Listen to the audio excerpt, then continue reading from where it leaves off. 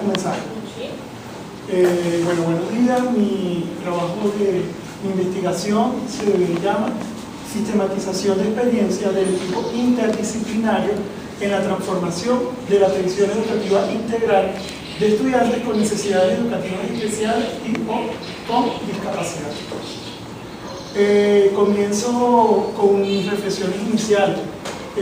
Un poco mi formación de psicólogo, mi experiencia previa en consultoría organizacional que de alguna manera me involucró en investigación en el área educativa sin todavía estar en ella. Luego, en el año 2008, me integro a una UPE. Cambia totalmente mi vida profesional debido a situaciones que se presentaron en ese momento, igual como a Zulma. El paro petrolero influyó sobre mi vida, la consultora en que estaba se desintegró de la noche a la mañana y bueno, un poco buscando qué hacer ante el dilema de o hacía lo que hicieron el resto de irme o buscaba un nuevo nicho dentro de mi persecución aquí en el país, porque algo que me caracteriza es el amor que siento hacia mi país. Y dije, bueno, vamos a probar en educación, a ver cómo me va. Ingreso como psicólogo en una UPE. Para aquel momento era una persona totalmente diferente, o sea, era una persona más enfocada a lo económico, al mundo organizacional, que es un poco las apariencias. Llego a una escuela y me consigo con realidades donde hay que dejar el palito de las apariencias y ser auténtico, y me enamoro. O sea, de verdad que ese fue, y dije, bueno, no es lo que, a lo mejor no me da el nivel de vida que yo tenía antes, pero me encanta. Y tanto así, que dentro de la educación conseguí hasta mi esposa y mi familia, ¿no? O sea, fue una transformación el llegar a la educación que me ha marcado. Bueno, estos primeros años en la UPE fue un poco ver desde la visión del psicólogo que está aprendiendo, porque no es el mismo el psicólogo que egresa de la carrera y entra a educación que aquel psicólogo que tiene una experiencia de más de 10 años en un área totalmente diferente, ¿no? Y empiezo a ver esas realidades que se ven en la parte sobre todo del día a día, en la interacción que hay entre el docente de aula y las expectativas que tiene de la UPE, de la docente especialista, del psicólogo. Luego de esto ocurre otro proceso de transformación porque cambio de sitio de vivienda. Yo antes vivía en Baruta y bueno, debido a unos cambios que hubieron en el país, que con un decreto presidencial parte del Fuerte Tiuna pasa a ser de uso residencial, llega la Gran Misión Vivienda y empiezan unos desarrollos habitacionales y por suerte, realmente lo tengo que decir, bueno, salí beneficiado con mi grupo familiar para obtener una vivienda dentro del Fuerte. Bueno, me inserto dentro de otro mundo que tampoco conocía, que era el mundo del trabajo comunitario.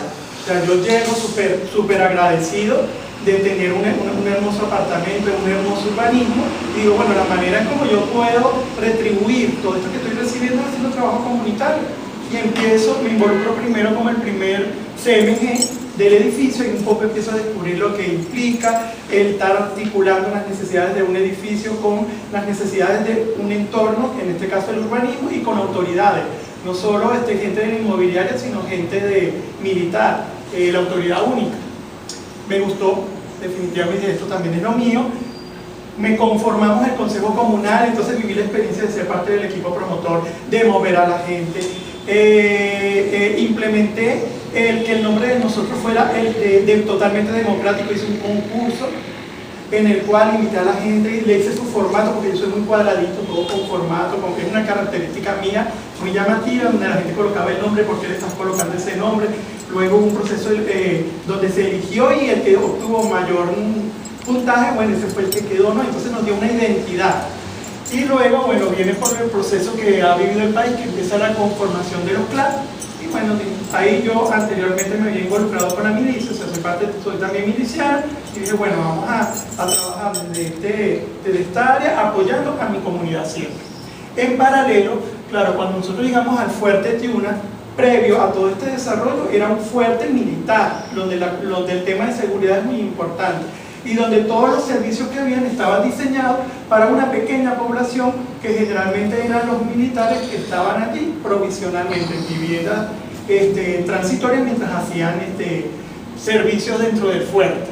Entonces llegamos un contingente de personas muy variadas, por lo menos en el caso mío, que yo soy de Ciudad Tiuna Noroeste, el sector llamado chino, la mayoría somos empleados públicos, la mayoría es gente que trabaja en los ministerios, gente que ya venía también con mucho trabajo comunitario, entonces eso influyó muchísimo. Y nos organizamos en algo llamado Colectivo de Inclusión Escolar Ciudad Tiuna, donde tomamos la agenda a un grupo de vecinos del urbanismo para identificar cuál era la población que teníamos estudiantil. Y obviamente mi esposa y yo, como psicólogos, mi esposa era coordinadora de educación especial en Baruta, nos juntamos en visibilizar justamente a los niños con necesidades educativas especiales, los cuales quedaban muy diluidos, o sea, la mayor parte eran niños con necesidades a nivel de educación inicial, pero no escuchábamos, o sea, tuvimos que hacer un trabajo porque no se veían, no se visibilizaban nuestros niños. Este colectivo de inclusión escolar logró, en articulación con el Ministerio de Educación, con FEDE y con la misma autoridad única, activar estos espacios en los edificios y fundamos una institución de educación inicial llamada Sueño de Chávez, y el IE María Esperanza, que ya funcionaba previamente y que tenía una historia bien interesante que no viene al caso contar, en otra ocasión se lo diré, se insertó también dentro del urbanismo en un espacio que llamamos para aquel momento la CDB de María Esperanza. Bueno, otro regalo de la vida. Entonces ahí fue la oportunidad de no solo estar en un organismo que me encantaba, no era solo que estar trabajando para la comunidad, sino que tenía la oportunidad de trabajar en el área de educación especial. O sea, todo se me armó como para tener esa labor con toda la motivación. Y obviamente, desde esa visión, no solamente me quedo con la realidad que tenemos dentro de nuestro IE María Esperanza, sino empiezo a ver la realidad de todo el circuito educativo. Cuando nosotros hicimos ese llamado para tener nuestra matrícula, porque no teníamos matrícula, entonces la angustia era de que si no lográbamos la matrícula, ¿cómo íbamos a aperturar? Y sabíamos que teníamos que aperturar. O sea, eso no estaba en discusión, si fueran 3 o 4, porque entendíamos que no era un tema de que no había la necesidad, lo que no se estaba visibilizada a nuestra población. Entonces, de alguna manera, ese llamado, como hacemos muchas cosas demasiado rápido, nos daba chance para que llegara a los oídos que tenían que ser escuchados. Y me doy cuenta, llegamos a una población que estaba totalmente excluida. O sea, eran niños que habían llegado a educación inicial, no se adaptaron, no fueron bien abordados, fueron etiquetados y se quedaron en sus casas.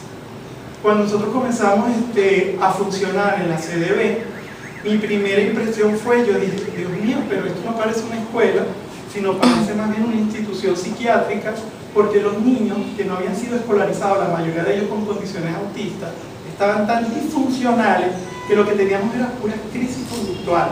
O sea, yo recuerdo mi primer mes en la institución, que yo dije, hasta yo me asustaría, porque si esto es así yo no voy a aguantar la pena. O sea, yo decía, no. ¿Qué es lo que sucedía? Que eran niños que estaban encerrados en su casa. Los papás no sabían ni siquiera las condiciones que tenían sus hijos. Y llegaron allí con muchísimas dificultades. Nos destrozaban los muebles, nos destrozaban las carteleras. Recuerdo una vez uno de los niños que me agarró de una pierna y me mordió. Yo decía, ¿cómo hago? Porque no lo puedo lastimar, pero me está mordiendo. O sea, cosas como esas que yo jamás había vivido, y obviamente eso me sensibilizó más, porque me di cuenta que el problema no eran los niños, era esa sociedad que los llevó a estar allí, esas instituciones educativas que por la falta de ese nivel de conciencia los pusieron a un lado y los etiquetaron. Entonces, cuando ya nos conformamos en circuito educativo, eso fue para noviembre del 2018, al año siguiente hacen una presentación de la realidad de nuestro circuito y yo veo que no incluye a nuestros estudiantes con necesidades educativas y con discapacidad. Entonces yo me pregunto, ¿pero qué está pasando? Porque en los espacios de articulación del circuito educativo existía la necesidad, estábamos en un consejo de participación y siempre por lo menos un docente se acercaba cuando sabía que yo era el psicólogo o que había docentes especialistas a hablarnos de casos de niños que no sabían qué hacer con ellos y que lo que querían era que lo evaluáramos para incluirlo dentro de nuestra institución, porque esta es la aproximación en general que hace el docente. Busca la ayuda no para empoderarlo, sino para sacarle el problema de la escuela, porque ellos lo ven como que está fuera del ámbito de ellos de trabajo. Vamos a continuar, por favor. En este sentido, viendo toda esta situación, surge una investigación que de alguna manera ya viene de un trabajo previo, porque a raíz de todo aquello que yo había visto, la trabajadora social, la profesora Celia y mi persona, y después con el apoyo del directivo, dijimos, no, tenemos que darle un espacio dentro de la institución para evaluar a estos niños, que nos manden a estos niños a ver qué podemos hacer por ellos, los casos más prioritarios, porque no tenemos el tiempo, pero es que hay que darle respuesta. O sea, no hay tiempo, pero hay que hacerlo. Entonces, esta experiencia nos permitió en aquel momento no solo incluir niños que tenían que estar en la modalidad, sino que logramos insertar niños que estaban fuera de la modalidad, tuvieron un espacio con nosotros que permitió, sobre todo eran niños con condiciones de autismo, lograr esa parte adaptativo social, nivelarla, porque lo que realmente tenían un mal abordaje, tenían la potencialidad, y con los dos niños más funcionales logramos reinsertarlo dentro de las escuelas, ¿no? Entonces era un trabajo con una visión realmente dentro de la modalidad, o sea, ver las potencialidades del niño y ubicarlo donde iba a estar mejor. Obviamente, y aquí quiero hacer una reflexión, cuando lo dejamos en una institución regular, lo dejamos con un dolor, porque sabemos que la institución está en proceso de aprendizaje, no es la ideal, pero tenemos que hacerlo, porque si no, nunca vamos a cambiar esa realidad en nuestras instituciones regulares. O sea, tenemos que hacerlo y ese fue el trabajo de la investigación. ¿Cómo vamos a hacer nosotros como equipo interdisciplinario de una institución de educación especial? Primero, para trabajar con el clima escolar que está dentro del Sistema Nacional de Investigación e Información del Magisterio. Ese clima escolar entendido como esas características de la institución, psicológicas, de dinámicas que están influyendo en la manera como esa institución está construyendo el abordaje de sus niños. Y luego, incorporando los conocimientos de la pedagogía de la desneocolonización, ver que esos modos de actuar del docente viene dado porque son reflejos de modos de pensar de la sociedad. O sea, el problema no es la escuela ni siquiera, el problema es que tenemos creencias que hemos construido a lo largo de todo este tiempo, lo que significa las necesidades educativas especiales y la discapacidad, que están influyendo sobre el abordaje. Y esto lo vamos a ver más adelante cuando le hable de los hallazgos de la investigación. Por ello, entonces, me apoyé en el concepto de cultura escolar, que es un concepto donde sí se considera esta realidad sociohistórica de las instituciones, esta realidad política, esta realidad económica, esta realidad social, esta realidad cultural. Entonces, son elementos que nos permiten de alguna manera, luego de trabajar el clima escolar como una base, teniendo una buena comunicación en las escuelas, pues vamos a empezar a reflexionar y a darnos cuenta que las limitaciones no están en nosotros, sino en la manera como la sociedad está construyendo la discapacidad y las necesidades educativas especiales. Dentro del plan de formación del PNFA, ¿dónde se ubica? En la atención educativa integral en instituciones educativas de educación especial. Somos un equipo interdisciplinario, que está al servicio de los niños que se encuentran en su institución, pero que también tiene un reto a nivel del apoyo intrasectorial de también darle la mano a estas instituciones que no tienen el equipo. Como decía yo en mi relato en algún momento, tenemos una realidad. Las instituciones educativas no tienen equipo interdisciplinario y no es excusa para no darle el abordaje educativo integral. Y nosotros, como equipo interdisciplinario, no podemos dejar de ver esa realidad que está fuera de nuestras instituciones. ¿Cuál es el propósito, obviamente, de esta línea de investigación? El análisis de la praxis. Que lo que hice yo fue ver lo que estamos haciendo como equipo interdisciplinario en el abordaje de estos niños de otras instituciones. ¿Y cuál es la meta? Como lo decía la profesora hace un momento, la articulación intrasectorial, que son con los recursos que tenemos dentro del sistema educativo, intersectorial, que tiene que ver con estos servicios que hay a nivel de CDI, a nivel, Centro de Desarrollo Infantil, no integral, sino que está afuera, a nivel de hospitales, a nivel del Ministerio de Defensa en el caso de nosotros, es articular los mismos consejos comunales, empezar a mirar todo lo que tenemos en nuestro alrededor, que no es propiamente educativo, que nos puede apoyar. Los referentes teóricos. Bueno, básicamente esta fue una investigación dentro del paradigma, dentro de la metodología de la investigación, acción participativa y transformadora. Por tanto, mi amigo Paulo Freire, Rolando Falborda, Oscar Jara fueron elementos fundamentales para toda la praxis que se hizo a lo largo de la investigación. Obviamente teníamos un punto de partida claro, que era la conceptualización y política de la modalidad de educación especial, porque teníamos un foco, que es el abordaje de nuestra población con necesidades educativas especiales en las aulas del sistema educativo bolivariano en general. ¿Cuál fue la premisa? La educación debe responder a nuevas formas de conocer, sentir y construir las identidades individuales y sociales. ¿Quién dice esto? Paulo Freire, Rolando Falborda, Y Oscar Jara, que está también dentro de la investigación, pero él nos da una herramienta para objetivar esta experiencia, que es la sistematización. Sobre la base de esto, y tomando de Rolando ese término que es tan lindo, que es la práctica sentipensante, que dice que en la medida en que nosotros hacemos esa labor, esos sentimientos se van interconectando con lo que estamos haciendo y adquiere una relevancia y un impacto, surgen como los elementos esenciales que marcan mi investigación. La relación sujeto-objeto, yo estuve construyendo a partir de entrevistas con los representantes esta realidad y la triangulé. ¿Con quién la triangulé? Con quien debía triangular, refiero a los docentes. Todo como para ir calibrando. Con la práctica de la conciencia, dándome cuenta que esto no es un problema de técnica, no es un problema de conocimiento, es un problema de valores y de sentimientos y de entender que esto es un elemento, que estamos ante una población que además de ser una minoría, ha sido a lo largo del tiempo en la historia, ha sido vulnerada y que existe un sistema legal que nos obliga a darle respuesta. O sea, que esto no es un tema solo de que sea sensible y quiero hacerlo bien, es que es nuestra obligación el interés superior del niño. Entonces, en este sentido, los referentes legales son importantísimos. Tenemos la Constitución de la República Bolivariana de Venezuela, que recopila todos esos tratados, pactos convencionales y le da jerarquía constitucional mediante sus artículos al interés superior del niño. Esa es la palabra que todos los que estamos en la modalidad y todos los que estamos en educación y todos los que estamos en el país debemos tener aquí. El interés superior del niño. Cuando tú entiendes lo que significa el interés superior, muchas de las discusiones que tenemos en nuestras escuelas pierden base. Obviamente la conceptualización, porque es mi marco de referencia, un marco en que sintetiza todo un conjunto de teorías que se han hecho a lo largo del abordaje de las necesidades educativas y la discapacidad, y no solo nos da el marco teórico, nos da un marco operacional de lo que debemos hacer. Específicamente nosotros contamos con la Gaceta 4.1.221, en el cual nos da el detalle de cómo tiene que ser el abordaje, que hay que evaluar, que tiene que evaluar un equipo interdisciplinario. La ley me lo dice, tenemos que hacer adaptaciones curriculares, y estas adaptaciones curriculares no son solo en la modalidad, porque la modalidad transversa todo el sistema educativo. Entonces eso es lo que tenemos que hacerle entender a los docentes de aula.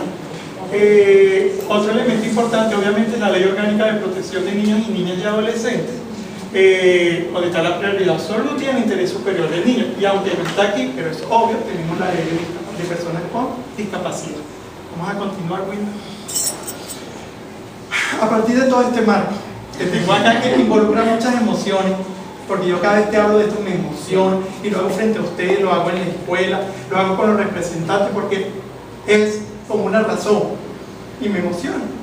El propósito general fue fortalecer un clima escolar y una cultura escolar inclusiva para propiciar la construcción social del conocimiento en la praxis interdisciplinaria en un instituto de educación especial, en su articulación circuital para la transformación de la atención educativa integral desde el accionar del docente de aula y del plantel. Esa fue mi meta y ese fue mi sueño durante todo lo largo de la institución. La sistematización de experiencias. Bueno, obviamente algo que ya lo dijimos, muy importante es visibilizando nuestra población estudiantil con necesidades educativas especiales y o discapacidad que presentan dificultades en una atención educativa. Esto lo hice a lo largo de mayo del 2018 a junio del 2019. ¿Cómo lo hice? A través de 32 entrevistas a profundidad con esos padres que me referí. Y no eran solamente papás del circuito educativo Fuerte Tiuna. Me llegaron papás referidos por la misma Dirección General de Educación. Inclusive tuve que evaluar, me llegaron papás de niños deportistas que iban a una evaluación deportiva y terminamos también hablando de otras cosas, porque al final tú te das cuenta que toda oportunidad que tienes con los papás es una oportunidad para hacer tu labor de transformación. O sea, es permanente, o sea, no tiene momento. Entonces aquí pueden ver el espacio donde lo utilizaba. Obviamente no hay foto, porque es ilógico agarrar una entrevista y decir vamos a tomar la foto corta. O sea, operativamente no lo consideré prudente. Vamos a continuar. El segundo objetivo fue el empoderamiento de los responsables del hecho educativo en el abordaje educativo integral de la población con necesidades educativas y o con discapacidad entre junio y julio del 2019. Fueron 3 conversatorios que se hizo en la Escuela Fuerte Tiuna. ¿Cuál es el objetivo de esto? Bueno, obviamente después de haber visibilizado, haber hecho todo ese proceso de construcción entre lo que decía la teoría, entre lo que estaba consiguiendo de lo que me transmitían los padres, entre lo que yo traigo como mi experiencia previa y mi experiencia desde la infancia, porque yo compartí con un primo con síndrome de Down, que bueno, una adoración con mi primo, y mi hija que desde a los 2 años que nace me da un posible trastorno de autismo. Todo eso, bueno, ustedes se podrán imaginar, o sea, yo cada vez que hablo con un papá no soy psicólogo, soy otro papá que está en las circunstancias de él, y eso llega, y se ve y se siente. Cuando fuimos a hacer estos conversatorios, otro obstáculo, otro nudo crítico, las instituciones no tienen tiempo. O sea, tú llegamos a hacer un conversatorio que tiene que estar el directivo, que tienen que estar todos los docentes, hablan así, pero mira, que es la salida, que quién va a estar pendiente. Eso es luchar. Por un momento dije, bueno, vamos a hacer lo que se pueda. Que un conversatorio de 2 horas que tenía planificado, que se hizo un guión de entrevista y todo, porque estoy muy cuadradito con eso, pues resulta que no podía hacerlo.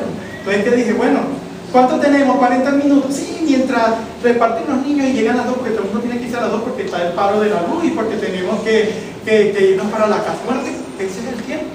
Entonces estuvimos en un primer conversatorio, hubo aproximadamente 14 personas y luego fue bajando paulatinamente hasta 7, ¿no? Y bueno, viví la experiencia. Objetivamente no era lo que yo quería, era lo que pude hacer. Y en ese sentido tengo que ser muy honesto. Estos conversatorios fue simplemente un pequeño arranque. Esto hay que consolidarlo, porque tenemos que agarrar en las instituciones y que entiendan que el tiempo de construir colectivo es tan importante como el tiempo de estar atendiendo a los niños y de estar atendiendo todas las labores que tienen que hacer. Entonces, el trabajo es como irnos filtrando, ir abriendo estos espacios para que en un momento la gente empiece a ver que existen y se consolide. Ese es el trabajo que queda de aquí en adelante. Pero lo hicimos y bueno, hasta filmé, porque yo siempre busco por mi experiencia previa como psicólogo e investigador de buscar evidencia, siempre, y es muy bueno porque después tú lo ves y dices, wow, se me pasó la mano, o sea, que estabas predicando y tú dijiste que no ibas a predicar, pero te das cuenta que esas son realidades, porque uno llega un momento que dice, bueno, hoy es el último conversatorio y yo quiero que se lleven algo estos docentes. No, yo voy a empezar a decirles lo que yo pienso que ellos tienen que llevarse. Entonces me da gracia porque la trabajadora social me dice, Luis, te esperaba que hablaras menos. No, es que era el último. Yo sabía que lo que yo no dijera aquí no se lo iba a decir. Entonces esa necesidad de alguna manera me llevó como a romper con lo que la teoría me decía, que yo tenía que respetar los procesos, que yo tenía que mantener un marco donde permitiera esa dinámica, pero yo sabía que no se iba a dar. Y ya que no se da, pero estoy aquí, vamos a aprovechar y vamos a dejarle sus píldoras de reflexión. Vamos a continuar. Obviamente, el último propósito es propiciar la transformación educativa con el fortalecimiento de un clima escolar inclusivo. ¿Qué era eso? Bueno, presentar lo que hacen las instituciones. Bueno, vamos acá aprovechando mis habilidades que tengo para llegar al colectivo y esta experiencia, bueno, vamos a tratar de que vean que esto se puede hacer. Solamente logré hacer una institución corriendo antes de un consejo educativo, educativo, rapidito, no pudo estar el directivo porque estaba solucionando una contingencia. El directivo nunca pudo estar, ni en los conversatorios ni en la socialización, pero no estuvo no porque no quiso, sino porque no podía, estaba resolviendo, porque es que el directivo vive resolviendo emergencias, se llegan los papás con situaciones, hay que solucionar situaciones de la institución, o sea, una realidad que si tú, no es la ideal, pero es la que tenemos. Vamos a continuar muy. Esto nos lleva a la reflexión y lo sintetizo con unas imágenes bien concretas. Primero tenemos que hacer un alto, o sea, no podemos seguir haga esto, haga aquello, mandar un alineamiento del Ministerio de Educación, mete a este niño, saque a este niño, voy a dar un vuelo. No, tenemos que parar como institución cada una y ver qué es lo que están haciendo, cómo están construyendo el concepto de necesidades educativas especiales, que fue el punto que dijo la profesora. ¿Cómo se está construyendo? ¿Cuáles creencias están influyendo? Porque tenemos muchas creencias erróneas y en ello, cuando tengan la oportunidad de leer el relato, lo que no lo han leído, soy bien específico. Si hay creencias erróneas, nuestros docentes sienten que no, que eso no les corresponde, que ellos no estudiaron 5 años en la universidad para estar atendiendo a un niñito que tiene que estar en una escuela especial y que ese niñito que está en esa escuela especial es diferente. Todos somos ser diferentes en lo común, pero no lo ven, a ellos es que tenemos que llegarles. Había una docente y me dice, pero ¿cómo hago? Tengo 4 niños con necesidades educativas especiales y yo decía, si ella supiera que no son 4, esa es la punta del iceberg. Dentro de cada salón hay muchos niños, o sea, todos los niños tienen condiciones diferentes. Lo que ves es lo que sobresale. Aquellos niños que su nivel de necesidad es tan grande que se visibiliza y es obvia, pero es que tenemos muchísimos niños con necesidades en la escuela. Necesidades porque, aunado que tenemos una realidad que no podemos obviar, tenemos una situación país que está influyendo.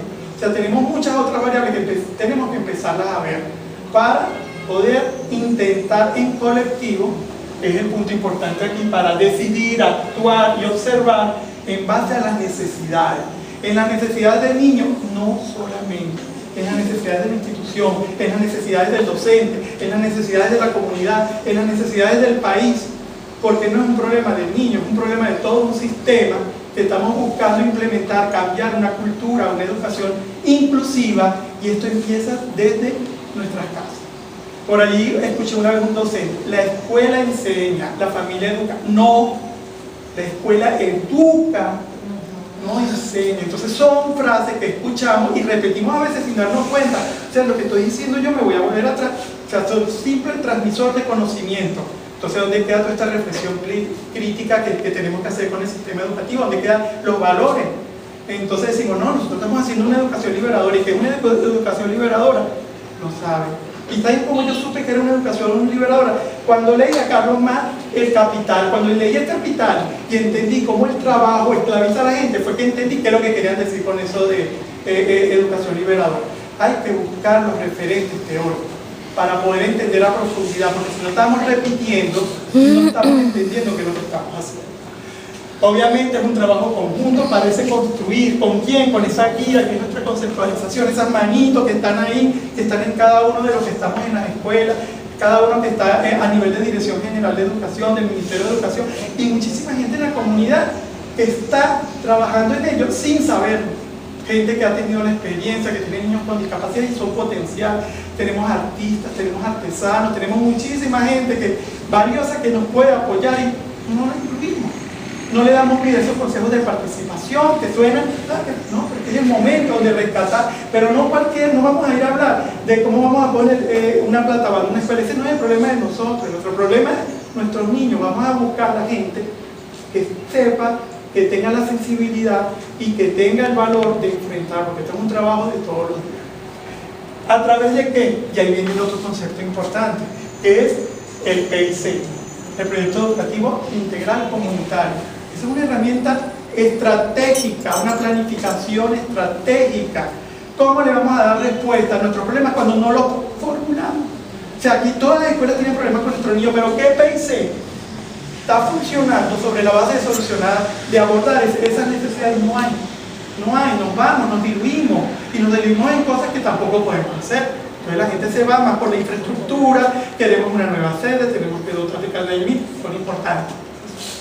Pero con nuestros niños de necesidades, con necesidades educativas especiales, que somos todos los niños prácticamente, porque todos los niños van a tener alguna necesidad, tenemos que cambiar. Y dentro de la modalidad, este equipo interdisciplinario es el llamado a hacer esa parte reflexiva. O sea, no es solo evaluar, hay que evaluar porque está establecido en la ley y es una necesidad, pero estos saberes que tenemos que hacerles llegar, porque esto es lo que llega.